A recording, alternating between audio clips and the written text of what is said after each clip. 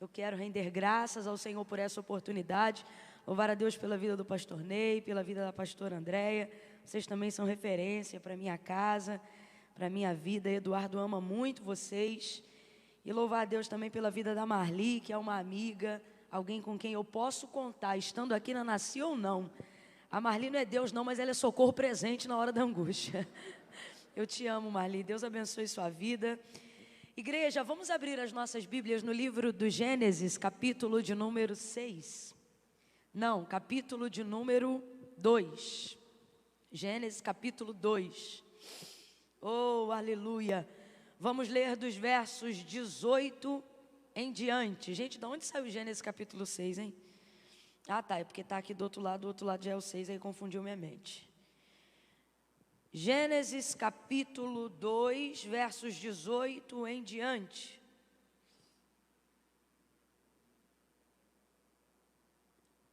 Quem achou, diga amém.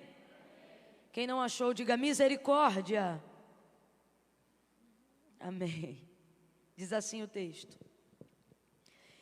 E disse o Senhor Deus: não é bom que o homem esteja só.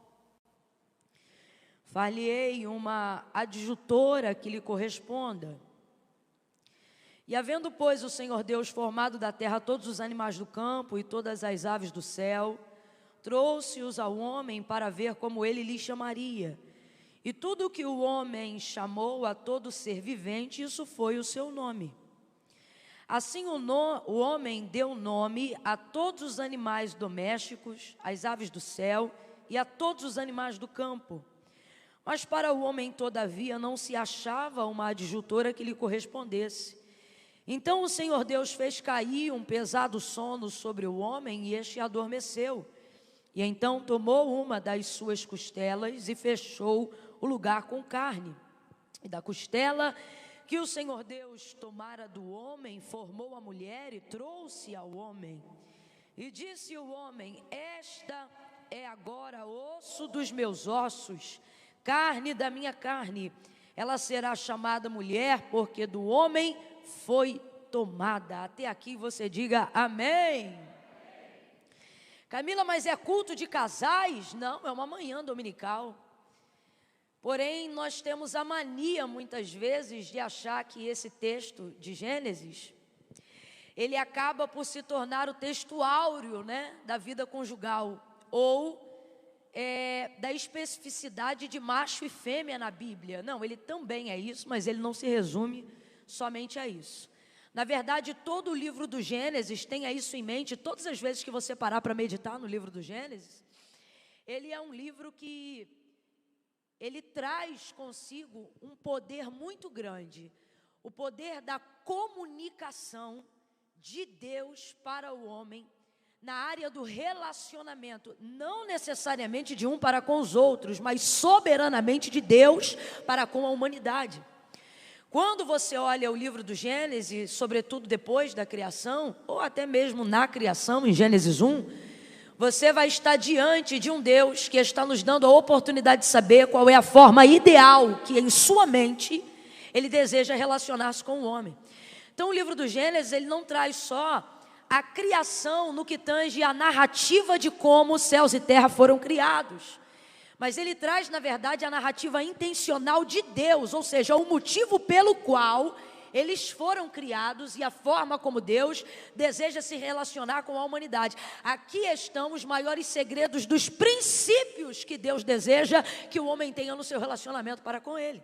Por exemplo, logo no início a gente já estabelece alguns princípios de que, na verdade, o homem só pode se relacionar com Deus por intermédio da sua palavra. Ainda na criação, ainda no primórdio dos tempos, Deus já revelava e já manifestava esse princípio, muito antes de conversar, como diríamos aqui, bem abrasileirado, né? Muito antes de conversar tete a tete, né?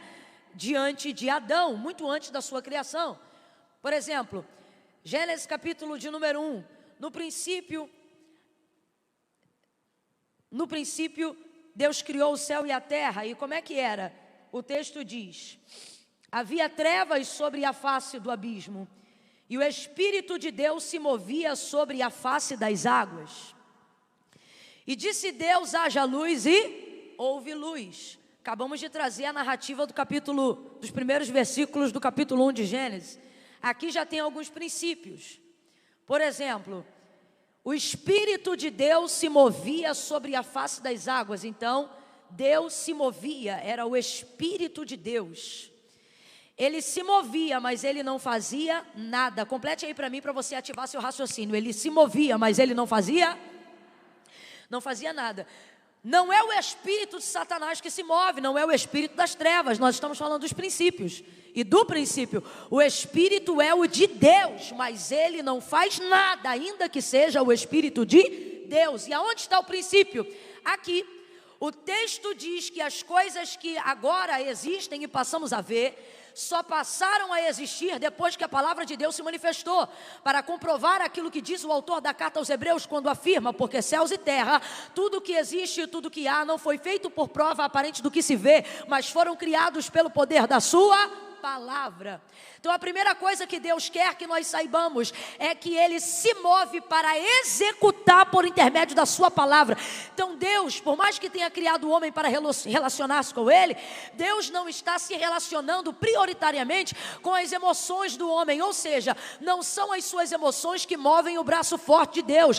E o que move o braço que executa, o braço que opera, o braço que traz à existência aquilo que não existe, que move aonde ninguém move, que faz aquilo que ninguém mais pode fazer, a sua palavra. Deus estabelece como princípio que Ele só reage diante da sua palavra.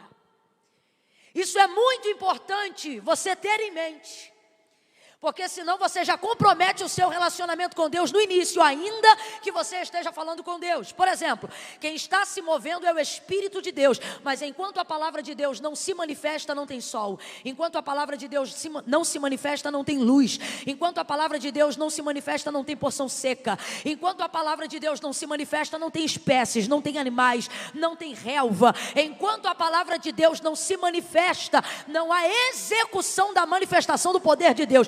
Então, falando bem rasgado para todo mundo entender, pode ter até mover, se não tiver palavra, não haverá manifestação de poder.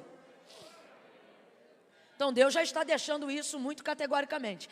Segunda coisa que nós precisamos aprender acerca de como Deus deseja se relacionar com a humanidade. A palavra de Deus, compreendendo que ela é prioritária e a única forma de chegar a Deus e de vermos a manifestação do poder de Deus chegando a nós, impõe como regra que fé não é prioritária, é secundária. Secundária a quê? A manifestação da palavra. Diga comigo, primeiro palavra. Está fraco, diga, primeiro palavra, depois fé. E como é que funciona isso na verdade na nossa cabeça? Eu acho que por acabar a ser ou a ter uma fé estimulada muito mais pelos nossos cultos devocionais do que ao invés de pela vida devocional na palavra, acabamos por praticar um raciocínio que na teoria até parece que está certo, mas na prática não funciona. E eu vou te falar por que não funciona. Não funciona porque não é um princípio e Deus só corresponde aos princípios que Ele estabeleceu. E o que não funciona, Camila? Vou lhe dizer. Na teoria você sabe que a fé vem pelo ouvir e o ouvir da palavra de Deus. Mas na prática você coloca a fé acima da palavra. Na prática você diz, eu preciso ter fé, e porque se eu não tiver fé eu não vou ver milagres. Porque se eu não tiver fé, não vai haver manifestação do poder de Deus. Você coloca a fé em primazia sobre a palavra. E a fé até tem primazia na nossa vida, mas jamais sobre a palavra. Por exemplo, muitas pessoas têm que lidar quase que diariamente com a frustração. Não por não crer em Deus e na manifestação do seu poder. Não por não crer em que Deus faz, mas porque elas não acreditam que tem fé o suficiente para Deus fazer. Então, normalmente a gente leva para a vida o seguinte contexto, a seguinte forma de pensar.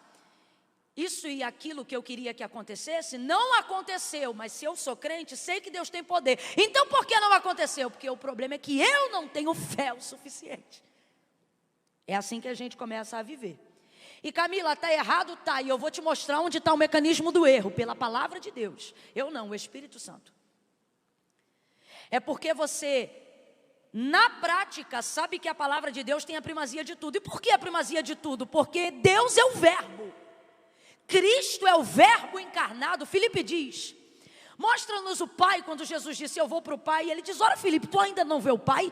Quem vê a mim vê o Pai. E o que João mostra na manifestação do Filho, capítulo 1 do seu livro? No princípio era o verbo, aqui está manifestado em Gênesis 1. E em Cristo nós vemos essa manifestação em carne. Então quem é Jesus? Jesus é a manifestação da palavra de Deus em carne entre nós. É a forma como Deus se relaciona conosco. Por isso ele está em primazia a tudo, inclusive a fé.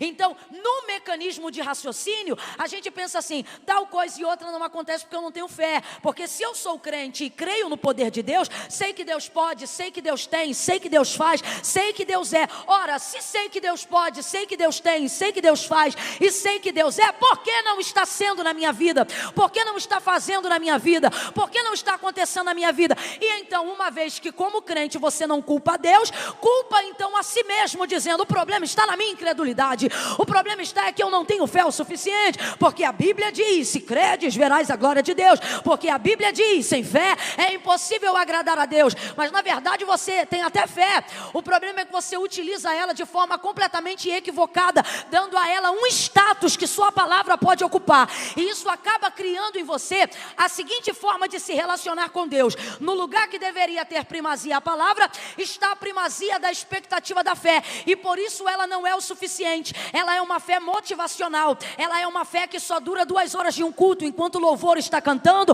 enquanto a palavra está sendo pregada. Ela é uma fé sensorial. Por quê? Porque ela não é despertada pela palavra. E por que não é despertada pela palavra? Porque você não tem a palavra em primazia. Então, na verdade, a sua fé, que você acha que não tem, funciona em você da seguinte forma: na prática, na teoria você não prega isso, mas na prática o que você e eu vivemos quando não colocamos a palavra em primazia é isso aqui que eu vou dizer agora, ó. Você faz o seguinte, ó: já que eu creio que Deus pode e não fez, se não fez a culpa não é de Deus, é porque eu não tive fé. Então a sua mente funciona assim. Ou talvez você não perceba, mas o resultado do que você está comunicando para Deus é isso aqui, ó: Deus então depende da minha fé para ter poder de fazer aquilo que eu preciso. Só que nessa manhã você tem que de uma vez por todas colocar na tua cabeça que Deus não depende da tua fé para nada.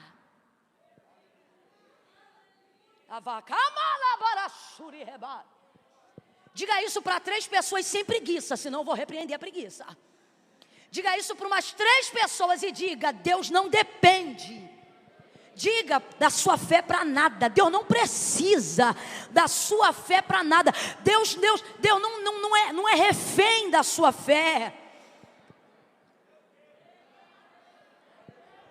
Volta para Gênesis 1 e então você vai entender. No princípio a terra era sem forma e vazia, o Espírito de Deus se movia sobre a face das águas. Eu volto a dizer, quem está se movendo é o Espírito de Deus. Ele está se movendo, mas ele não faz nada. Por quê? Porque Deus só reage diante da sua palavra. Quer que suas orações sejam respondidas? Orem de acordo com a palavra. Fé verdadeira e genuína não sente, fé sabe. Ore a palavra e Deus vai te responder. Peça pela palavra e Deus vai te responder. Você diz assim: eu sinto que eu ainda não tenho fé o suficiente. Se você sente que não tem fé o suficiente, não é falta de culto, não é falta de Deus, não é falta de amor. O que está acontecendo é que você tem escassez de palavra. Porque a fé vem pelo ouvir e o ouvir da... Então, se você tem incredulidade, não é frieza espiritual, não é falta de emoção, não é psicopatia na mente. O problema é que você acha que fé é sentimento. E fé não tem a ver com o que eu sinto, fé tem a ver com o que eu sei. Então veja bem, no princípio Deus criou o céu e a terra era sem forma e vazia, e o Espírito de Deus se movia sobre a face das águas. Agora vamos lá, execução de poder. Olha Gênesis 1, gente, vocês vão entender o que o Espírito de Deus quer virar na nossa vida a partir de hoje. Olha o que ele diz: e disse Deus, agora sim verbo, agora sim palavra. E disse Deus, haja luz. E você conhece o texto, o que aconteceu? E houve luz. Agora responda para mim com inteligência, preste muita atenção. Quem foi que disse quando Deus disse haja luz para haver luz? Quem foi que disse amém? Quem foi que disse eu creio?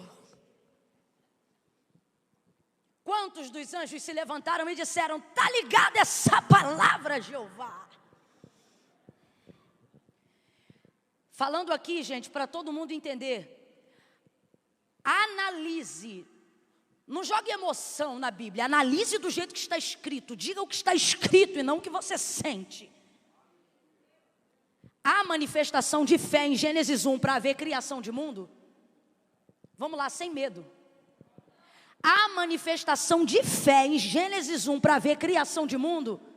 O que há é manifestação de poder por intermédio da... Deus não precisa da minha fé para nada.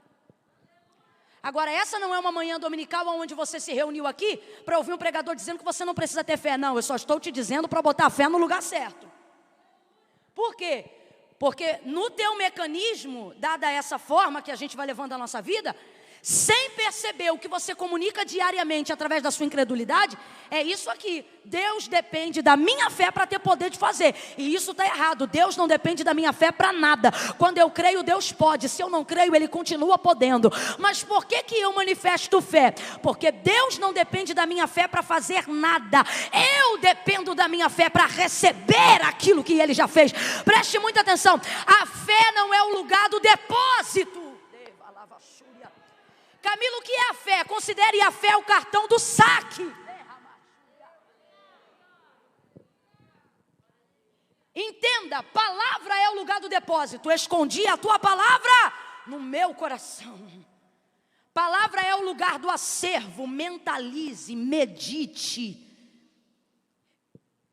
Estude ela até gravar, decore versículos chaves, manifeste a palavra, evoque a palavra, viva a palavra, pregue a palavra, cante a palavra. Uma igreja girada e que vive em torno da palavra é uma igreja forte, é uma igreja contundente, é uma igreja que avança, é uma igreja que prospera, é uma igreja que combate, é uma igreja que ataca, é uma igreja poderosa, é uma igreja escudada, é uma igreja respaldada. Agora transfira isso tudo para a vida de um crente que tem vida na palavra, é um crente respaldado, é um crente escudado, é um crente poderoso, é um crente que defende, é um crente que ataca, é um crente que ministra, é um crente forte.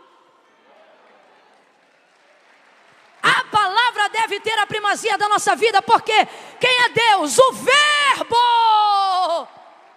aquele que só pode compartilhar e manifestar sobre nós o poder dele, desde que nós tenhamos conhecimento de que poder é esse. Aonde está esse poder? Este poder está na sua palavra.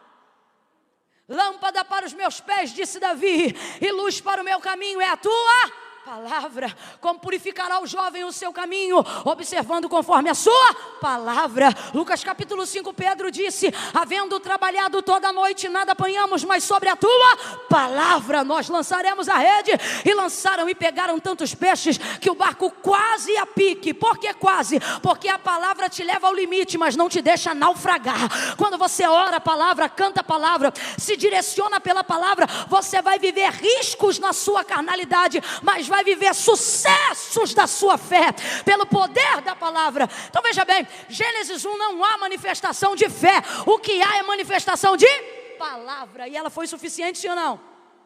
Aí lá no verso 31 do capítulo 1 vai dizer assim, Deus diz assim, que depois de criar todas as coisas, Ele disse assim: eu tenho vos dado tudo.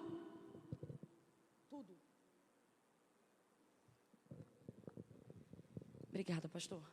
Tenho vos dado tudo. O que significa? Significa que tudo que você quer hoje já tem. Significa que tudo que você ainda vai querer também já tem. Significa que tudo que você deseja já foi feito. E o que você ainda não sabe que vai querer, mas um dia vai querer, também está pronto. Tenho vos dado tudo. Tenho vos dado tudo. Está tudo pronto. Está tudo pronto. Então vamos lá, fé. A minha fé não dá para Deus o poder de fazer nada, mas porque eu não posso parar de crer? Porque eu preciso crer? Porque eu preciso desenvolver a minha fé, expandir a minha fé, elevar a minha fé, meditar na palavra para ter fé. Por quê? Porque a minha fé não dá a Deus o poder de fazer. Até porque tudo que Deus tinha para fazer, entenda isso aqui, porque é literal, não é figurado, já está feito. O marido que você espera no Senhor já está pronto. A casa que você quer morar já existe. O carro que você deseja já foi fabricado. Se a sua mente não se encaixa em alguma área da sociedade, calma, Deus já está preparando um cargo que não existe para computar a tua inteligência. Tudo já está pronto, tudo já está feito. Tudo, absolutamente tudo. Tanto é que depois de Gênesis 1, você não vê criação de existência por intermédio do nada. O que você vê é Deus criando em cima de coisas que já existiam, fazendo uso de matéria-prima já existente, desde o Antigo Testamento por intermédio dos profetas, ou no Novo Testamento por intermédio do próprio Jesus Cristo. Porque quando ele disse, está tudo feito, ficou mesmo. Ficou mesmo. Tenho-vos dado tudo o que vocês precisam, tudo o que vocês desejam. E se você souber expressar gratidão para Deus, você vai ver que na verdade está melhor do que merecia. Tenho-vos dado tudo. Então, a minha fé não dá para Deus o poder de fazer nada, mas eu preciso continuar crendo porque ela me dá o poder de receber. O que Deus vai fazer? Não, gente. O que Deus já fez. Mas o que saca isso? A minha fé. Por isso eu creio.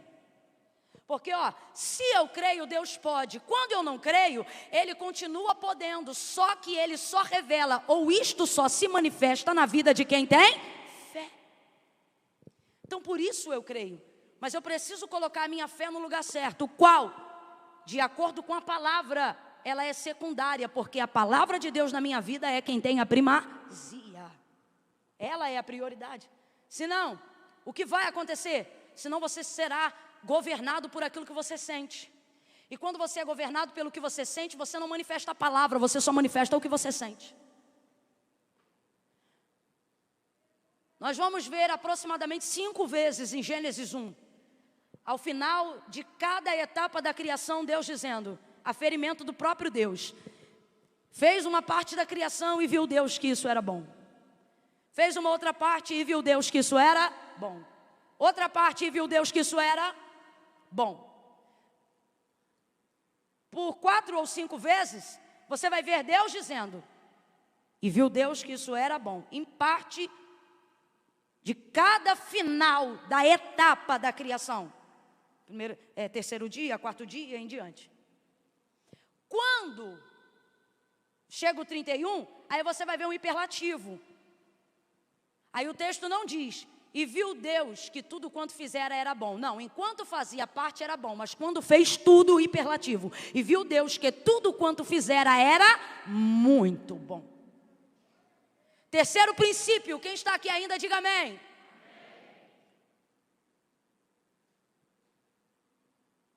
E viu Deus que tudo quanto fizera era muito bom. Sabe o que ele está dizendo? Enquanto eu faço é bom, mas quando eu termino fica. Então se não está bom é porque eu ainda não acabei. Se você tem uma vida com Deus, se você se relaciona com Deus, pare de pontuar o meio quando Deus ainda não chegou no fim.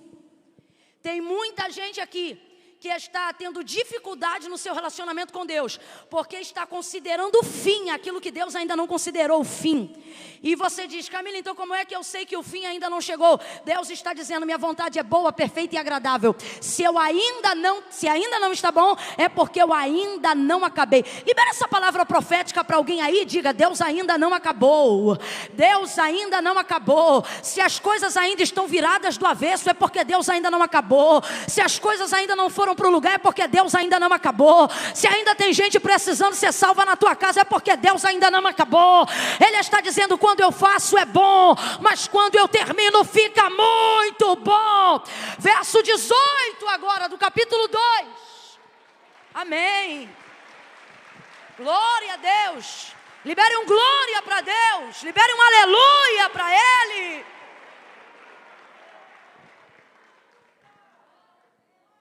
Aí no verso 18 do capítulo 2, onde nós iniciamos a narrativa dessa manhã, o texto vai dizer o seguinte: e disse o Senhor Deus, quem está falando é Deus. E disse o Senhor Deus, não é bom. Mas peraí, tudo que Deus faz é bom, não é bom? Salmo 136, Davi só vai falar disso. porque o Senhor é bom e a sua benignidade dura para sempre. Aquele que criou os céus e a terra, porque é bom e a sua benignidade dura para sempre. Aquele que redimiu o seu povo, porque é bom e a sua benignidade é para sempre. Aquele que libertou de Faraó, porque é bom e a sua benignidade é para sempre. Aquele que fez o seu povo passar com os pés enxutos no meio do mar vermelho, entre dois paredões de água, porque é bom e a sua benignidade é para sempre. Deus é bom, Deus é bom, Deus é bom, Deus é bom. Se Deus é bom, tudo que Deus faz é. Então como é que agora o próprio Deus que fez o homem está dizendo: não é bom que o homem esteja só? Não é bom. E disse Deus, presta atenção, quem está falando é Deus. Vamos lá, meu povo, quem está falando é Deus. Isso aqui é maravilhoso. Isso aqui é maravilhoso. Foi Ele que fez. E é bom tudo que Ele faz. Só que na condição que o homem está agora, que é qual? Só. Ele diz: não é bom que o homem esteja só. Mas quem fez o homem sozinho? Hã? Quando fez o homem não podia, se quisesse, fazer a mulher junto? Sim ou não? E se já sabia que não era bom ele ficar sozinho, por que fez ele só se tudo que o Senhor faz é bom? Então aqui a gente vê a aplicação do quarto princípio. Olha o que o texto diz: e disse o Senhor Deus, não é bom que o homem esteja. Foi o que a gente acabou de aplicar agora. Se não está bom, é porque Deus ainda não acabou. Então olha o que o texto diz: disse Deus, não é bom que o homem esteja. Advérbio de tempo, estar. Ou seja, caráter temporário. O que Deus está dizendo? Ele não está sentenciando Adão à solidão, porque ele diz: não é bom que o homem esteja. Ele não diz: não é bom que o homem seja. Se ele diz: não é bom que o homem seja, ele estaria definindo que terminou. Eu fiz ele para ser só. Mas não, ele define caráter temporário. Não é bom que o homem esteja, advérbio de tempo. Por quê? Por que chama advérbio de tempo? É porque é o termo, a gente usa nessa aplicação temporária. Tipo assim, você encontra uma pessoa na rua, você não diz: e aí, como é que você é? Não, você passa por ela e diz: e aí, como é que você está? Porque você parte do princípio que ninguém está bem todo dia e também nem está mal todo dia, né? O tempo é o clima, é temporário. Hoje está frio, tem dia aqui que está calor. Então você não olha para alguém e pergunta: veja aí como é que o clima é. Não, você diz: veja aí como é que o tempo está. Então é a mesma coisa aqui no contexto. Quando Deus diz: não é bom que o homem esteja só, Ele já está aplicando o princípio da criação. Qual? Você está só, mas eu ainda não acabei. Esteja, do verbo estar, de verbo de tempo. Então o que Ele está dizendo: Adão, toda a sua condição desfavorável, ela é passageira, transitória. Oh, meu Deus do céu. Ai, gente, parece palavra de falso consolo, mas hoje a gente está baseado na palavra. Olha para alguém aí e diga: vai passar. Se não tá bom, essa depressão não vai ficar a vida toda, vai passar. Essa crise de ansiedade, Deus não te fez assim, vai passar. Tudo que não pertence à característica intrínseca do ser que Deus criou está, mas não tem garantia de que vai ficar. Vai passar. Oh glória, eu estou sentindo Deus aqui. Aleluia. Camila, está muito difícil, Camila. Alivia o compressor para mim, por favor. Camila, está muito difícil, está muito difícil. E o Senhor está dizendo exatamente desse jeito: está difícil. Agora, por que muitas vezes uma coisa que está, ou seja, que deveria ser passageira, acaba ficando? Porque nós damos ao que é temporário o status de permanente. Mateus capítulo 15, 21, nem crente essa mulher era, a cananeia, mas ela consegue entender que aquilo que está não significa que é, e aquilo que é não significa que está. Ó, filho de Davi, quem lembra dela? Tem misericórdia de mim, clamava ela por Jesus nas cercanias de Tiro e Sidom. Filho de Davi, tem misericórdia de mim, que minha filha, quem lembra, gente? Está miseravelmente endemoniada. Peraí, olha a separação que essa mulher faz. O que ela é, minha filha? Sua, ela é minha filha. E como ela, são coisas diferentes. Eu não vim buscar pelo demônio, eu vim buscar pela minha filha, porque como ela está, não muda quem ela Alabara, Xúria. Filho de Davi, tem misericórdia de mim. Filho de Davi, tem compaixão. Porque minha filha, o que ela é? Vou perguntar de novo, o que ela é? Filha. E como ela está? Olha o que ela está dizendo. Como ela está endemoniada, não muda quem ela. Então eu vim aqui, por quê? Porque a filha é permanente, mas o demônio é passageiro. Não dê caráter de permanência aquilo que Deus colocou como temporário. Não coloque a sua vida como algo que vai definhar só porque agora não está bem. Não se considere um miserável só porque agora você está desempregado. Não se considere um solitário só porque agora você está sem um cônjuge, sem uma família. Deus está dizendo, como você está não define quem você é, mas se você souber quem você é, eu posso mudar como você está. Por quê? Por quê? Porque está é advérbio de tempo. Deus está dizendo, como você está é passageiro. Como você está é passageiro. Quem você é permanente. Então se não está bom, é porque eu ainda não acabei. E se eu não acabei, você não pode considerar como definitivo aquilo que é apenas intermediário. Sinto que Deus me trouxe aqui nessa manhã para dizer isso a alguém. Por que você está considerando permanente aquilo que é passageiro? Essa dor é passageira.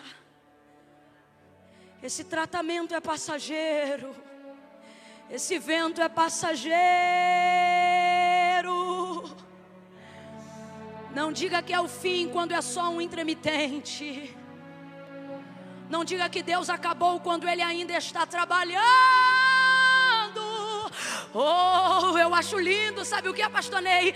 Ele fez céu, fez terra, fez lua, fez criação, as 7 maravilhas do mundo e muitas outras que não há no mundo. Ele fez tudo que existe, tudo que há, tudo que conhecemos como universo. Foi Ele que fez o universo que a NASA vê. Foi Ele que criou as galáxias que conhecemos, a Via Láctea que denominamos. Mas aquilo que existe e Ele não mostrou ainda, foi Ele que fez também. Os lugares onde as lentes não alcançam, os lugares onde as contas matemáticas não fecham, ali Ele também criou. Ele é o Criador de todas as coisas.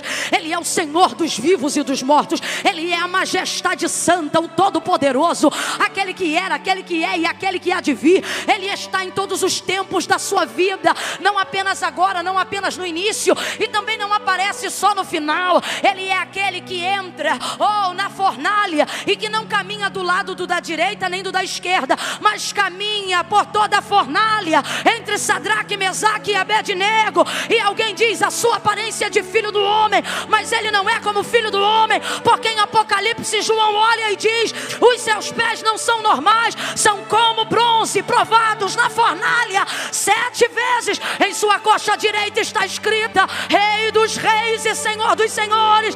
Ele tem a chave da morte em suas mãos. Toda a terra é o estrado dos seus pés. Quem entenderá o trovão do seu poder?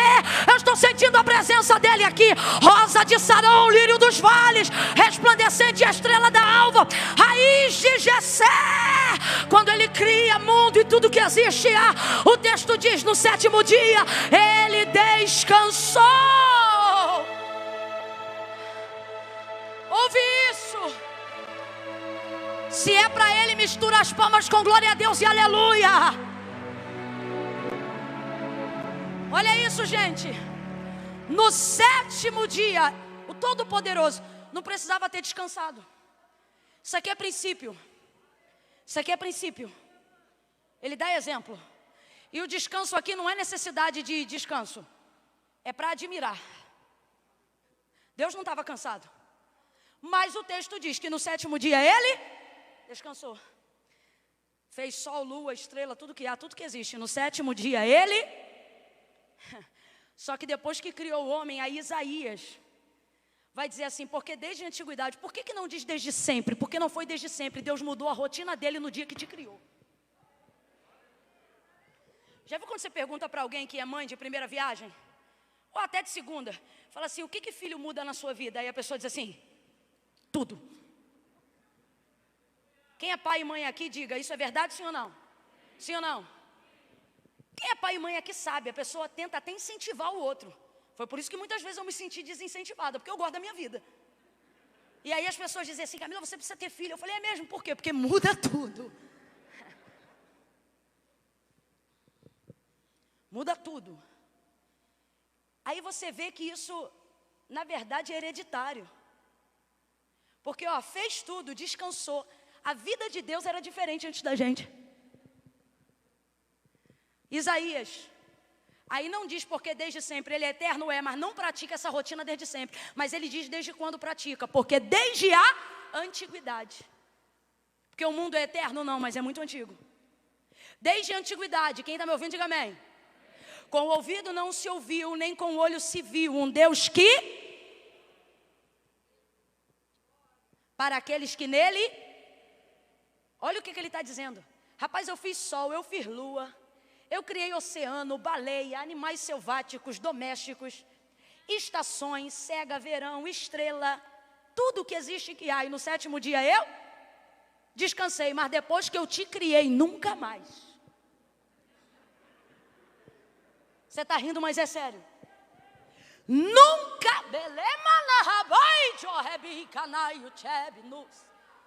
nunca mais. Olha para quem está do teu lado e diga, você é importante.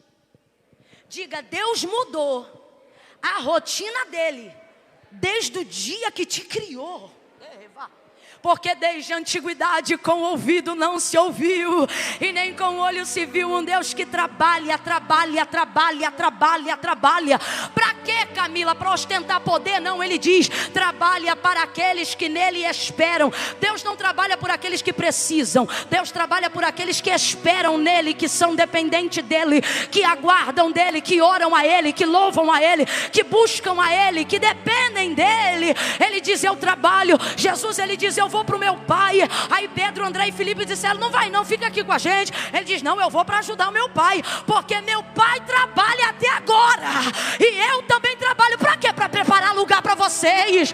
Eu vou para um lugar e estou preparando esse lugar para receber vocês. Você está entendendo? Deus te trouxe hoje aqui para te dizer, para de tratar como se tu tivesse parado. Eu estou trabalhando desde o dia que eu te criei, trabalhando para te fazer feliz, trabalhando para te fazer prosperar, trabalhando para você poder descansar.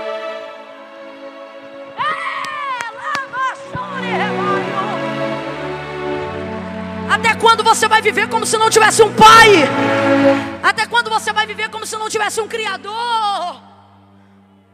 Até quando você vai viver como se estivesse solto nesse mundo, meu irmão? Abre a tua mente. Você não está solto no mundo não, camarada. Você tem um Deus que trabalha. Cambada de deuses acomodados, muitos outros. Quando eles querem algo, eles pedem. Nosso Deus, quando quer, Ele dá. Quer de nós redenção? Pediu o filho de alguém? Deu dele. Que Deus é esse? Se eu fosse você, já tinha batido no peito e tinha falado, é o meu. Esse é o meu Deus. Foi por Ele que eu acordei nessa manhã. Foi por causa dele que eu vim nesse culto. Alguém disse, não vai não, dorme mais um pouquinho. Que dormir mais um pouquinho. Meu pai está trabalhando até agora. Eu vou lá louvar o nome dele enquanto ele trabalha. Então preste atenção.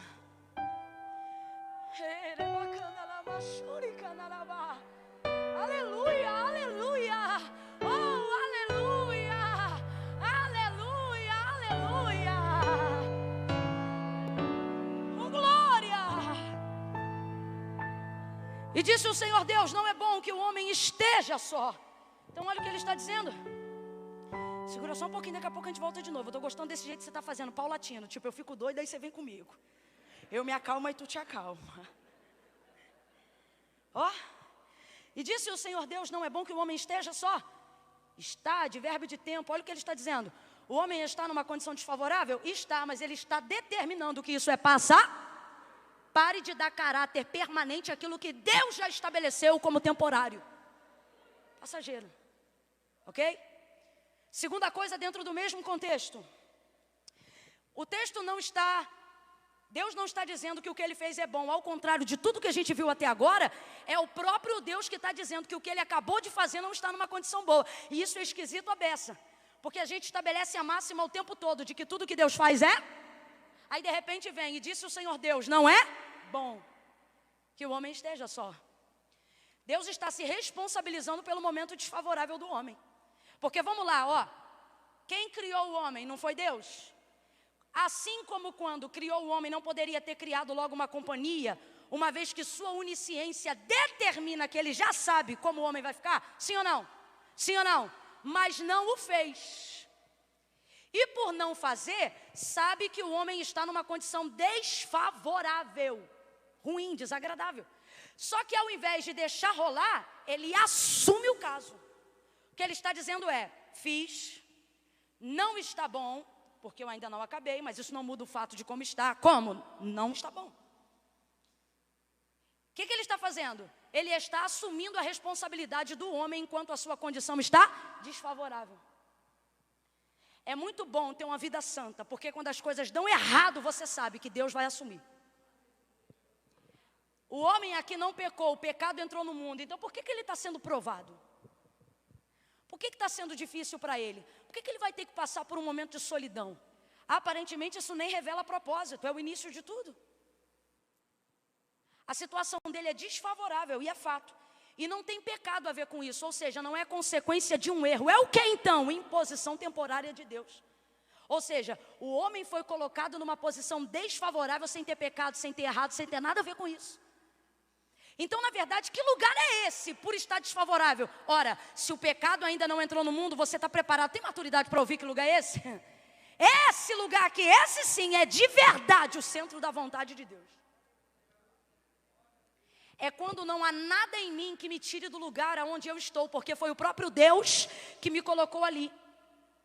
Mas a pergunta é, por que ficar numa condição desfavorável? E é agora que nós vamos quebrar uma místicazinha gospel, fraca e sem argumento. Que é aquela ideia de querer traduzir que se a coisa não está boa, é porque você está fazendo alguma coisa de errado.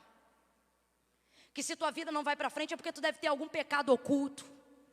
Que se você não prospera o suficiente é porque você não está sabendo revogar o triunfo e as coisas que... blá, blá, blá, blá, blá, blá.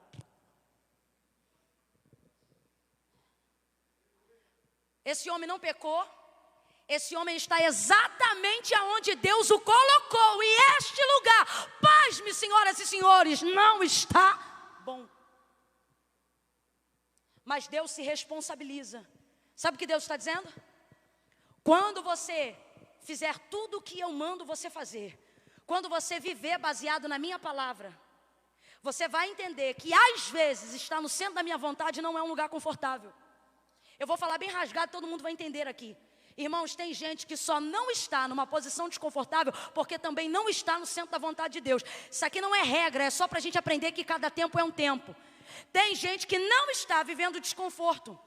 Por quê? Porque também não está no centro da vontade de Deus. Porque às vezes fazer o que é certo me coloca numa posição desconfortável. Tem gente que trabalha em áreas onde o crente não se corrompe. Então ele ainda não trocou de carro, ele ainda não tem uma casa de praia. Por quê? Porque ele não aceita suborno. Porque se ele aceitasse, ele já tinha melhorado a vida financeira dele. Então às vezes o desconforto é produzido justamente por andar na retidão. Justamente por estar... Desculpa, mas eu vou falar bem rasgado. Tem gente que está sendo promovido não porque é capaz, mas porque está sentando no colinho da pessoa certa. Aí você vê às vezes algumas pessoas com a vida toda errada em ascensão, e você diz, não é possível, cara, o outro todo lanhado, todo arrebentado, todo corrupto, todo imundo, e está vivendo uma situação confortável. Aí o crente ofertante, dizimista, o marido de uma mulher só, a esposa de um homem só, está vivendo um desconforto terrível, está tendo que dar chambinho para as visitas.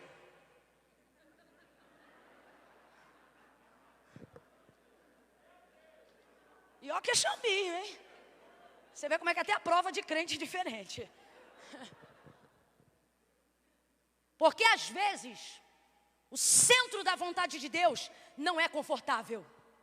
Mas por que mesmo assim o crente se mantém? Porque é seguro. Oh, aleluia! E por que é seguro? Por que é seguro? Porque se eu estou no centro da vontade de onde Deus quer que eu esteja, Mesmo não estando confortável, Deus assume toda a responsabilidade do que ia acontecer naquele lugar.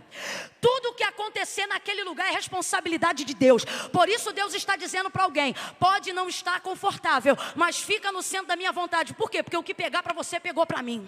O que der para você, vai dar para mim. Ele está dizendo: olha, eu vou assumir a responsabilidade desse tempo desfavorável. Tem uma missionária lá no Rio de Janeiro que dirigiu um trabalho muito forte. E ela era cantora também. Antes de entregar a vida a Cristo, ela cantava na noite. E toda a renda familiar vinha desses shows que ela fazia à noite. Bares, boates. Só que o coração dela queimava, de vez em quando ela visitava a igreja. Num desses dias o coração queimou, ela entendeu que precisava fazer uma confissão e se aliançar com Deus. Fez uma confissão pública de fé, veio para Jesus, chegou em casa e o marido dela temia que ela fizesse isso. Porque ele sabia, no dia que você fizer isso, você vai parar de fazer o show na rua. E isso vai atrapalhar a gente em casa. Então você tem que escolher uma coisa ou outra. Nesse dia ela não aguentou, chegou em casa então e disse: olha, entreguei a vida para Cristo. Não canto mais na rua, não canto mais na noite, não canto mais essas músicas que eu canto. A minha vida e a minha boca agora é para louvor e glória de Jesus Cristo. O homem ficou revoltado, irado, porque ele disse que ela não podia ter feito aquilo. Aí ele disse para ela, desse jeito que eu estou te falando: a partir de hoje, então quem vai te sustentar é esse Jesus. Tem gente que acha que está rogando praga. Quem vai te sustentar é esse Jesus. Olha aqui, fulana. A partir de hoje, ela contava isso para a gente. A partir de hoje, desse jeito, eu não calço os teus sapatos, eu não pago a tua escova e eu não ponho combustível no teu carro. Guarda isso. Eu não calço os teus sapatos, ou seja, não compro tuas sandálias. Eu não pago tua escova, porque ela gostava de ir para o salão. E eu não ponho mais gasolina no teu carro. Está todo mundo no culto de libertação, daqueles antigos, que perguntava quem teve revelação do lado direito e depois do lado esquerdo. Você é dessa época? Era assim, ó, o dirigente pegava e dizia: do meu lado direito, alguém recebeu revelação da parte de Deus? Aí alguém levantava a mão e dizia: pela misericórdia do Senhor, eu vi isso, isso e isso. Aí entregava do lado de cá, a igreja glorificava. E do meu lado esquerdo, alguém teve? Aí a pessoa levantava a mão e dizia: pela misericórdia do Senhor, para confirmar o que o irmão do lado direito diz. E aí entregava a parte dele. Estamos num culto assim. Daqui a pouco, meu irmão, vem um desses profetas. Deus me mostrou, e já foi vindo na direção dela. Para te mostrar que Ele é Deus. Te trouxe nesse culto hoje para você saber que a partir de hoje é Ele que calça teus sapatos. É Ele que faz a tua escova. E é Ele que bota a gasolina no teu carro. Oh, meu Deus do céu! Gente, você está entendendo o que Deus está dizendo? Você está entendendo? Eu não me lembro se foi Lutero ou Agostinho, mas um dos dois ele disse: o céu está preparado para compensar qualquer prejuízo que a terra te der, mas a terra não está preparada para compensar o prejuízo de perder o céu. O que é que Deus está dizendo? Fica no centro da minha vontade. Nem sempre vai ser confortável, mas sempre vai ter garantia, sempre vai ser seguro.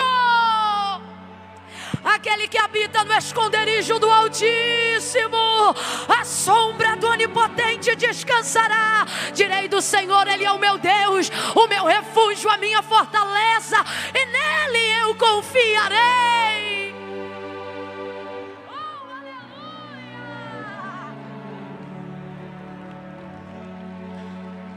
Aleluia! Levante uma das suas mãos e glorifique. Tire alguns segundos para glorificar o Altíssimo que te sustenta.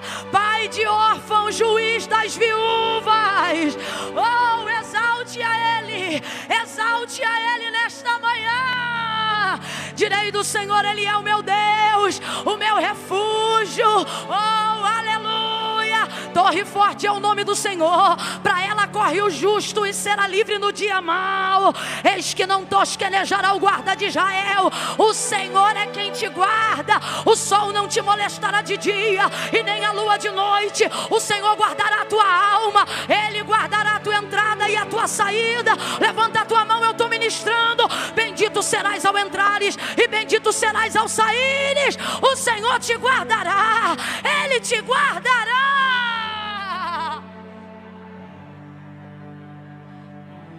Levante as suas mãos, adore um pouco a Ele, adore um pouco a Ele. Oh, Altíssimo. Aleluia.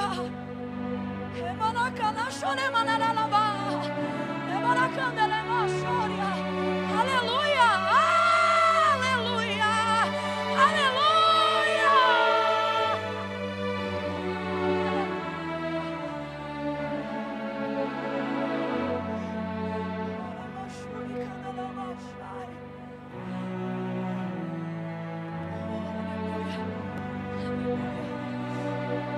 Gente, quem precisa de um esconderijo,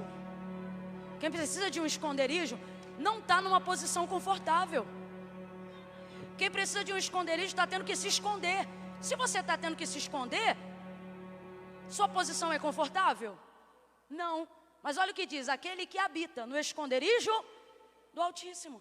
Ele está dizendo, sua posição não é confortável, mas não vai faltar guarida, não vai faltar cobertura, não vai faltar segurança. Você quer ver? Mateus 14, mar revolto, ondas açoitando a embarcação. Os discípulos olham Jesus andando sobre as águas ao longe e pensam, é um fantasma. Não sou eu, filhos, não temam. Pedro diz, se és tu mesmo, manda-me ter contigo por cima das águas. A tempestade não parou, mas a segurança da palavra fez Pedro caminhar sobre as águas. Rapaz, quem você conhece que anda sobre as águas? Ninguém. Porque na verdade aquele está andando sobre a palavra. Então a palavra te dá essa base, te dá a segurança que você precisa. Olha o que ele está fazendo através da vida do homem. Sua situação está boa? Não. Mas quem te colocou nessa situação? Eu. Então eu vou me responsabilizar. Aí como ele faz nesse período? Enquanto a condição dele é desfavorável, Deus vai honrá-lo a si mesmo. Como? Vai ocupar o tempo dele. Porque se Deus não ocupar o seu tempo com aquilo que você pode fazer, você vai ocupar todo o tempo desfavorável querendo correr atrás daquilo que só Deus pode fazer. E aí você vai ficar doente. Quem me ouviu, diga amém. Vou dar um exemplo. Ele ainda não sabe, ele só vai saber lá mais para baixo, que o que ele quer é uma mulher. Porque você não sabe o que quer antes daquilo existir. Porque você trabalha por referência daquilo que você vê, daquilo que você sabe, daquilo que você conhece. Quem está entendendo, diga amém. Então preste atenção, quando lá no 18 Deus diz assim, não é bom que o homem esteja só, quem sabe que ele está só é Deus. Ele ainda não sabe que está só. Quando é que ele vai descobrir que ele está só? Quando Deus dá a ele a responsabilidade de nomear e de catalogar toda a criação. Aí ele começa a ver que o leão tem a leoa, que o elefante tem elefoa. É elefoa ou elefanta? Elefanta. Alguém sabe? Os dois? Eu senti firmeza em você. Você tem cara de que sabe o que está falando. Ele falou que é os dois. Ele foi vendo os seus pares. Então o texto diz, se procurava. Quem procurava? Deus? Deus não procura. Não, a Bíblia diz que os olhos de Deus passeiam sobre... Isso é filosófico. Deus não procura nada. Deus sabe aonde está tudo. Então vamos lá, o texto diz então que há uma procura por uma que lhe seja igual. Que igual é esse? Ele ainda nem sabe o que é, porque ele não tem referência. Existem vazios na nossa alma que a gente sente o vazio sem saber o que é. Sim ou não? Vou dar um exemplo de mulher quando está atacada em períodos. Ela entra na cozinha, bate tudo porque quer um doce. Ela come o doce, não dá 15 minutos, ela levanta do sofá e vai buscar outra coisa na cozinha. Mulher, o que tu está procurando agora? Ai, é que primeiro eu queria comer uma coisa doce, mas agora eu quero comer uma coisa para tirar o doce. Uma coisa salgada. Aí ela come uma coisa salgada, senta, já comeu o doce, já comeu o salgado, daqui a pouco ela levanta de novo. Começa a bateção de armário, abre porta de geladeira. Hoje em dia é iFood, tá ali, ó. E agora, o que você quer? Você já comeu doce, você já comeu salgado? Você quer? Eu quero uma coisa. Mas eu não sei o que é. Agora, o fato de não saber o que é, tira de você o desejo de querer? Quem está me ouvindo, diga amém. O fato de não saber o que é, tira de você o desejo de querer? Adão. Sabe que tem. Ele quer, mas sabe exatamente o que é? Mas Deus sabe. Porém, o texto diz que se procurava. Então, quem procurava? Deus? Não, ele. Só que não se... Porque aquilo que ele procura na horizontal só pode vir da vertical. Aquilo que ele procura na terra só pode ser dado por Deus. É isso que eu quero dizer. Aquilo que ele procura na horizontal só pode vir da vertical. Aí olha o que Deus faz. Se Deus deixar ele com tempo vago, ele vai ficar procurando a vida inteira na horizontal, aquilo que só pode vir da vertical, e vai ficar maluco. Porque quando você usa seu tempo para correr atrás do que você não pode ter, você pira, irmão. Quanta gente eu conheço que não vem à igreja porque tem que correr atrás disso, não participa da ceia porque tem que correr atrás daquilo, não faz isso e nem aquilo porque tem que correr atrás disso e daquilo. Aí depois que vê as portas tudo fechadas, ele aparece na igreja. Vem fazer o que aqui? Uma campanha. Porque ele entendeu que procurou na horizontal, mas a bênção que ele quer só pode vir da vertical. Adão procurava, mas não se achava, porque não tem na horizontal, filhão. Mas ele não sabe disso. Então ele fica procurando, ele não sabe o que é, mas ele quer. Deus está dizendo, você está procurando na horizontal, coisas que você deseja, não sabe onde está. Se você estivesse ligado na vertical, você já saberia não só o que você quer, mas a forma de chegar. Então o que Deus vai fazer vai ocupar o tempo de Adão. Quando? No tempo do desfavor. É difícil quando eu não tenho de Deus o que eu quero, mas Deus exige de mim o que eu posso dar. Ele chega para o homem e diz assim, dê nome a todos os animais do campo, e o nome que você der é o nome que vai se chamar. Dê nome. Ele dá nome a toda a criação. Eu não sei quanto tempo Adão levou para dar nome a toda a criação, mas ele dá nome a tudo aquilo que Deus criou. Deus vai dar para ele, enquanto o honra, noção de responsabilidade. Por que o honra, Camila? Porque dar nome àquilo que ele não criou é uma honra. Quem é que cria um filho e dá para um estranho dar o nome? Quem é que conserta uma rua e deixa um estrangeiro ganhar o nome da rua? Ninguém. Deus não, Deus dá. Deus fez tudo e no final coloca na mão do homem e diz para ele, o nome que você der é o nome que vai chamar. Então Deus está honrando ele, sim ou não? Mas junto com a honra está vindo a responsabilidade. Então guarda isso, toda vez que Deus te honrar, no bojo da honra vem trabalho. Pastorear uma igreja desse tamanho é uma honra. Mas você pode ter certeza que junto com a honra, é muito trabalho. Deus não honra quem não trabalha. A honra de Deus vem acompanhada de trabalho. Se abre aspas, tem honra, mas não é trabalho, não é honra, é prostituição. Deus vai honrar o homem, dando a ele a honra de dar nome a toda a criação, mas junto com a honra, a responsabilidade do trabalho. Quer ser honrado? Assume a responsabilidade do trabalho. Ele vai dar nome, começa a dar nome a tudo. Deus está fazendo o quê? Ocupando o tempo dele. Para quê? Para ele não usar o tempo que ele tem, correndo atrás do que ele não pode fazer. Então, nas entrelinhas, a grosso modo, o que Deus está dizendo? Cuida das minhas coisas, que eu cuido da tua. Mas o que acontece com pessoas que não entendem os princípios de Deus? Eu não. Eu vou cuidar das minhas coisas. Então você vai, meu irmão, e da linha do Equador até o outro lado para dar a volta e não vai encontrar. Porque tem coisa sua que só pode vir na vertical de Deus. Agora não significa que até Deus fazer, você tem que ficar deitado no sofá. Até Deus fazer, você ocupa seu tempo com o que Ele quer que você faça. Você visita quem Ele quer que você visite. Você ora por quem Ele quer que você ora. E se quer ver uma coisa complicada? Ter poder para fazer coisas para Deus, quando eu vejo que Deus não usa o poder dEle para fazer coisas que eu quero. E mesmo assim, Ele me dá a responsabilidade de cuidar de algumas coisas dEle. Só que o que você está chamando de prova, Deus está dizendo, isso é uma honra, aproveita. Aí Ele vai dando nome, vai dando nome, vai dando nome. Aí o texto diz assim, olha, então, do nada, estou fechando aqui. Então, depois que ele cataloga a criação, você vai ver aí o texto. Então, é um então que entra. Então o Senhor Deus fez cair um sono pesado sobre o homem. E ele adormeceu. Então, é uma palavra que eu até uso sempre. Eu brinco com o pessoal na rede social, eu digo assim, do nada. Esse então aqui entrou do nada. Dá uma olhada para o teu irmão e diga, do nada um então. Entende isso, é literal. A história está vindo, está dando nome, está dando trabalhando. Sabe quando tu já tem rotina? Sabe quando tu já serve a Deus há tanto tempo que você diz assim, se não fizer também eu já não sei fazer outra coisa, só sei servir a Ele mesmo. E você vai. Então, isso aqui é profético, quem tem ouvidos ouça o que o Espírito diz à igreja. O Senhor está dizendo, se você fizer aquilo que eu quero, eu vou entrar com um então na tua história, de repente. De repente um então, o que é um então, gente? Um então é apesar de.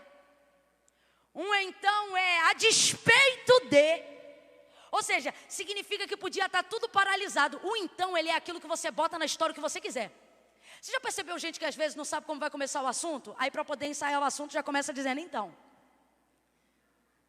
O então, ele é próprio para você entrar a hora que você quiser e mudar a história. Você usa o então. O então aqui não está à toa.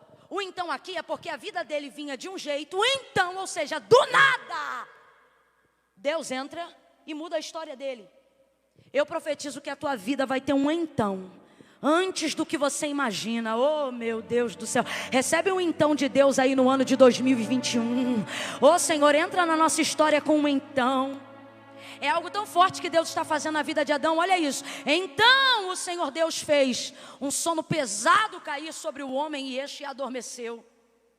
Tem gente aqui que Deus vai virar a história tão do avesso.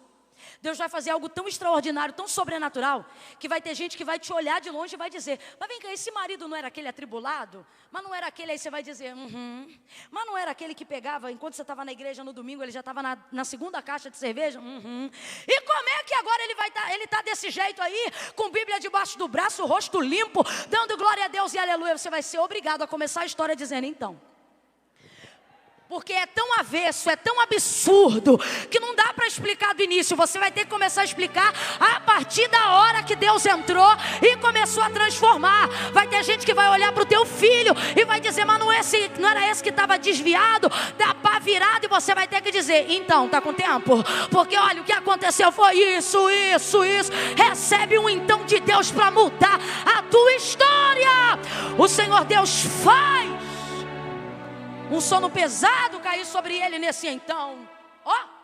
Então o Senhor Deus fez. Por que o Senhor Deus fez? Porque tem coisas que só o Senhor Deus faz. Aí olha o texto: e tomou. Pediu? Não pediu. Porque tem coisa que se Deus pedir a gente não dá, mesmo que aquilo tenha a ver com a nossa transformação. Então o que Deus fez? Botou em sono profundo. Que é isso? Anestesiou. Anestesiou completamente. Isso pode ser definido de diversas formas, mas eu não vou entrar em atrito aqui não. Anestesiou, vamos colocar dessa forma. E o homem dormiu, estado de sono profundo. Profundo. E tomou, vou perguntar de novo, pediu? Tomou.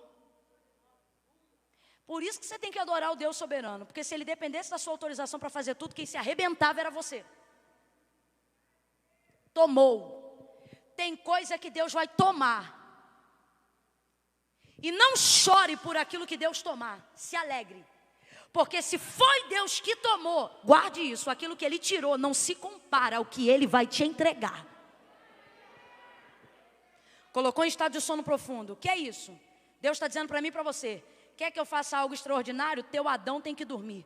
Como é que o autor da carta aos Hebreus trata do nosso Adão? O homem da natureza caída. Você quer ver Deus agir, você quer ver Deus trabalhar, mas fica com esse pavio curto a vida toda. Teu Adão só vive acordado. Aconteceu uma bobeirinha, você: o quê? Ele falou isso? Ele vai ver que eu sou homem, sou crente, mas não sou bobo não. E já vai lá arrumar uma confusão. Ficou sabendo lá da parente que falou outra coisa. O que ela falou? Repete. O que ela fala? Vigia. Olha para alguém inumbrado. O que é inumbrado? Dá-lhe um susto. Diga: bota teu Adão para dormir. Meu irmão. Bota teu Adão para dormir. Essa natureza caída que tudo se revela. Imagina, para aqui, imagina Adão acordado, pastor Ney. Deus chegando na viração do dia. Fala, meu filho. E aí, pai, tudo numa boa? Na bênção. Seguinte, filho. Seguinte, Adão. Vou abrir aqui, tá vendo aqui, daqui, aqui? Vou abrir aqui. Vou serrar aqui e vou pegar esse pedaço de costela aqui. Imagina Adão dizendo: não vai não. O senhor não vai fazer isso comigo não. Numa ótica natural, um ser humano permitiria isso? Claro que não. Então é por isso que o estado de sono tem que ser profundo. Tem áreas da tua vida tão profundas que Deus quer agir, que se teu Adão tiver acordado, você atrapalha a tua própria obra. Estado de sono profundo, arrancou um pedaço da costela. E o lugar ficou vazio? Não, encheu com carne. O que isso fala? Isso fala que tem coisas da nossa vida que Deus tira que são insubstituíveis. Irmão, tem coisa que para ganhar com Deus você vai perder para sempre. Nem tudo é restituição. A gente diz assim, por exemplo, e o Senhor, né, está na Bíblia, restituiu a Jó em dobro tudo que antes ele possuía, coisas. Você quer ver uma coisa que não foi restituída? Filhos. Ninguém restitui filho. Não, Camila, mas ele teve outros filhos. Outros filhos. O princípio da restituição é trazer de volta ao dono aquilo que ele perdeu. Então o que Deus faz com Jó? Gado, ovelha, isso é restituído. Filho é compensado. Aí olha o que o texto diz: filhos mais bonitos, mais fortes.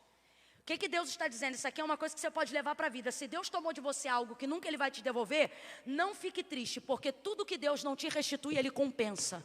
E o que é compensar? É trazer algo de valor superior àquilo que foi perdido, para você não sentir falta diariamente daquilo que não voltou. Volta lá para Gênesis. Tirou osso, botou osso no lugar? Não, porque tem coisas que para ganhar com Deus você tem que aprender a perder definitivamente. Gente, olha para a própria vida aqui, cada um, ó. O que muda quem fica na presença de Deus de quem não fica não é o que Deus dá, é o que a gente aguenta perder. Vou falar de novo. Olha para a vida de gente que entrou para a igreja com você e não conseguiu ficar. Olha para a gente que um dia você conheceu, que foi crente e não é mais. Olha para a vida de gente que te apresentou Jesus e hoje está longe de Jesus. O que difere quem fica na presença de Deus de quem não fica não é o que Deus dá, é o que a gente aguenta perder. Quem está entendendo? Então preste atenção. Tirou, não preencheu com osso, porque nem tudo Deus restitui. Mas compensou com carne, sabe o que ele está dizendo? Não vou deixar buraco. Você não vai viver perturbado com aquilo que eu tomei ou com aquilo que você perdeu. Preencheu o lugar. Com um pedaço de costela, Deus faz uma mulher inteira. Isso que você está chorando, não querendo entregar para Deus, Deus está dizendo, depois que eu te entregar o que eu fiz, a partir disso, você vai ter vergonha de ter chorado pelo que eu tirei. Fez uma mulher inteira. Pastor André, uma mulher inteira. Agora pensa uma mulher inteira esculpida pela mão do próprio Deus. Eita, mulher bonita, era essa Eva. Perfeita. E sobretudo, o desejo de Adão, ou seja, ela era a imagem e semelhança daquilo que vinha para corresponder a ele. Então ela era perfeita em todos os aspectos, principalmente os emocionais, para ele. Quando ele levanta daquele estado de sono profundo, oh glória! Pensa Adão levantando. Ele deve ter levantado com tudo. Ele levanta e diz, finalmente, agora sim. Agora não é passageiro, agora é finalmente. Significa que o Deus que trabalhou durante agora chegou no final. Finalmente, olha isso. Quando não está bom, é Deus que diz que não está bom. Mas quando fica bom, Deus não fala. Deus está dizendo, quando não está bom, eu assumo. Mas quando fica bom, quem conta testemunha é você. Isso é lindo. Esta finalmente, segunda coisa. Lá em cima no verso 18 Deus disse, não é bom que o homem esteja só. Depois do 20 é que ele vai ver que não é bom que ele esteja só. Significa o quê? Que quando eu descubro um problema, Deus já está trabalhando na solução daquilo há muito tempo. O homem demorou para descobrir que aquilo seria um problema e Deus já estava cuidando da solução. Camila, eu não entendi, recebe, isso é profético. A cura da enfermidade já existe. O pagamento de uma dívida já está pronto, Deus sabe de onde vai tirar. Deus está liberando nesse domingo uma palavra de ordem para alguém aqui. E Ele está dizendo, aquilo que você vai identificar como problema, eu já identifiquei há muito tempo e eu estou trabalhando na solução. Quando você achar o problema, tenha em mente que eu já tinha a solução. Ele levanta e diz, finalmente, essa é osso dos meus ossos e carne da minha carne, será chamada mulher. Porquanto do homem foi tomada, vamos lá meu povo, será chamada, o nome dela não foi Eva, o nome dela foi mulher, Eva foi depois da queda. Será chamada mulher. Porquanto do homem foi tomada, duas verdades e eu encerro. Primeira, se a gente não vigiar, eu me indigno nessa hora. Porque eu digo, ele mandou, Deus mandou, ele dá nome para os bichos. Mulher é bicho? Eu estou falando na real. Mulher é bicho? Não. E ele sabe que ela não é animal? Sabe. Porque ele sabe que ele não é. Ele sabe que Deus botou ele sobre a terra para governar sobre os animais. Então, se essa que vem é a sua igual, carne da sua carne e osso dos seus ossos, ele sabe que ela é como ele. Então, vamos lá, inteligência aqui ativada. Ela sabe que ela é como ele. Então, sabe que não é animal. Qual foi a ordem que Deus deu? Dê nome aos animais. Então, vou perguntar de novo, ele sabe que ela não é animal, sim ou não? E por que ele dá nome para ela? Quem lhe deu a autorização para dar nome para ela? Se a gente não vigiar, vem dentro da gente um espírito de confusão. E eu digo, peraí, por que ele deu nome para ela? Aí o Senhor diz para mim, porque eu treinei ele para isso. Como assim, Deus? Ocupou ele para dar nome a todos os animais. Depois que deu o nome para todos os animais, Deus lhe trouxe a mulher. E ele disse, esta é a mulher. Por quê? Porque todo dia ele acorda e dá nome. Todo dia ele acorda e dá nome.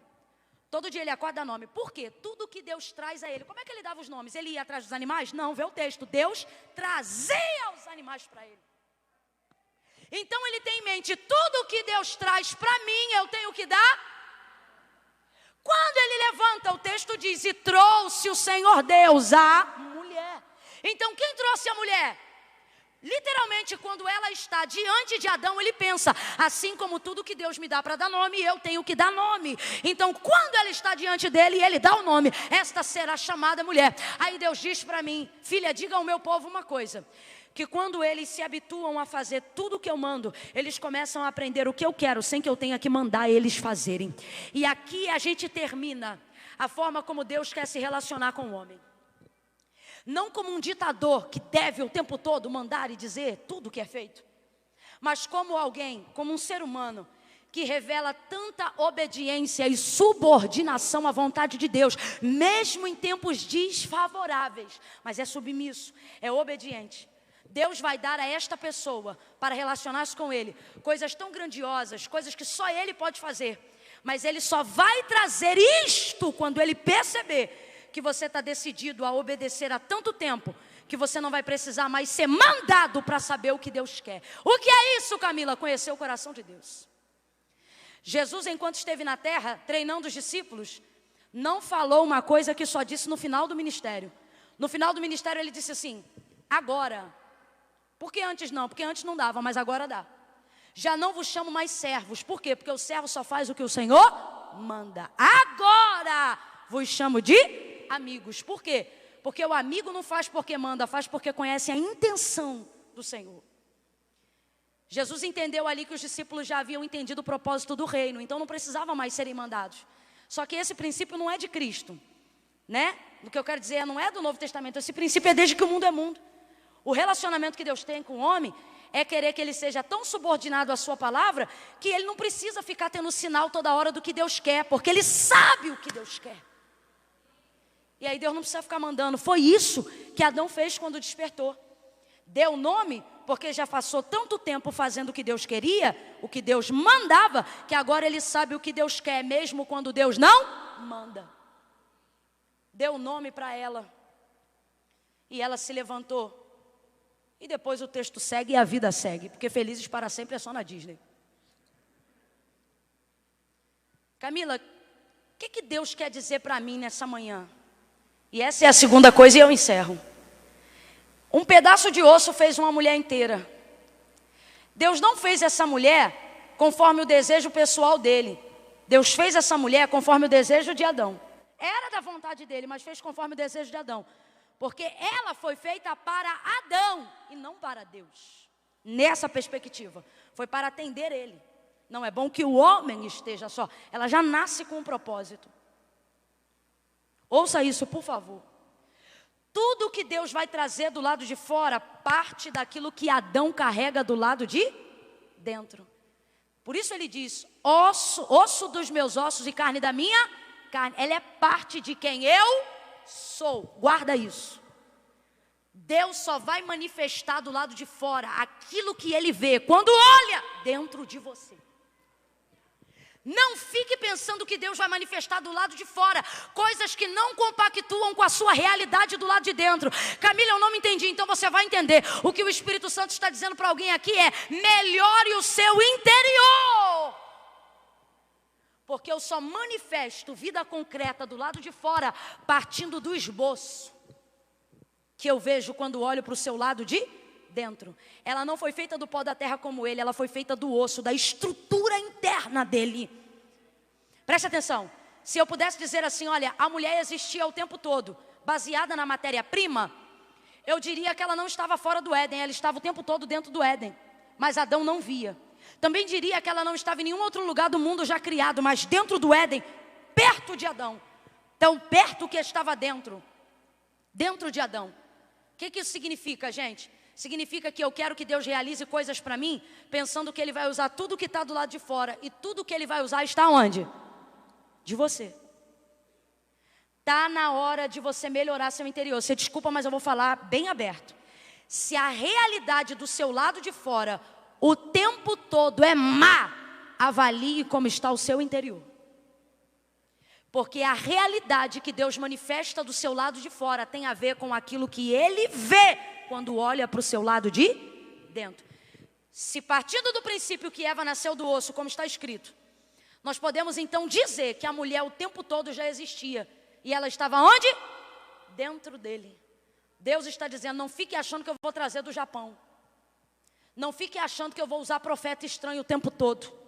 Deus está dizendo, tudo que eu preciso para melhorar seu lado de fora é que você melhore o seu lado de dentro. Fica de pé em nome de Jesus.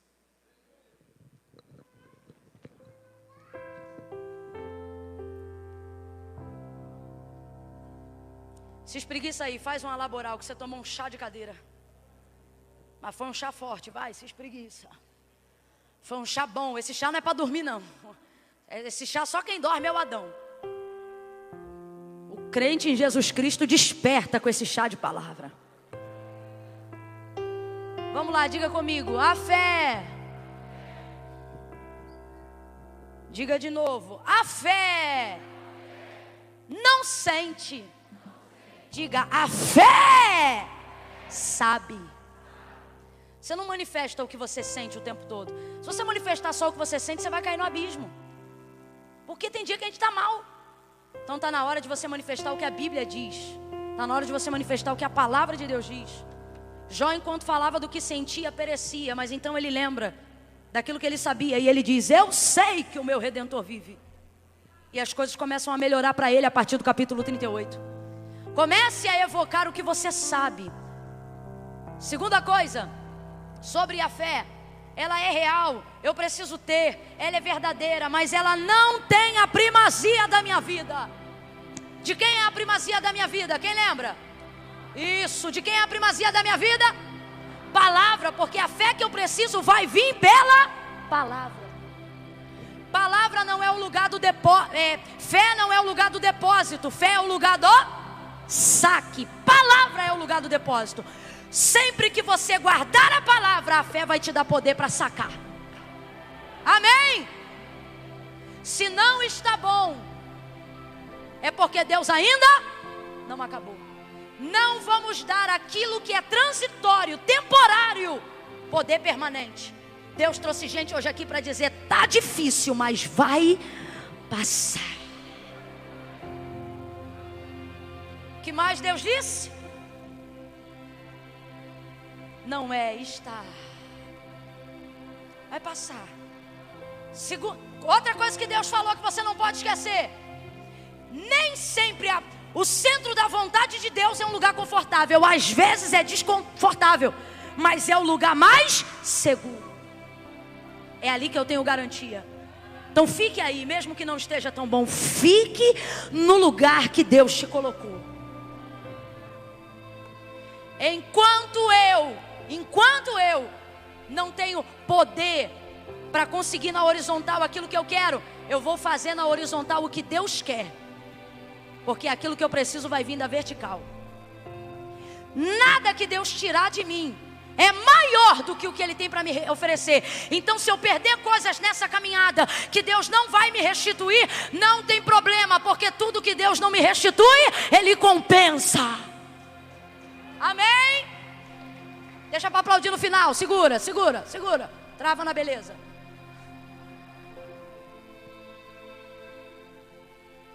Meu Adão tem que dormir, porque tem coisas que se Deus me pedir, Ele sabe que eu não vou dar. Então por isso é que Ele vem e Ele toma.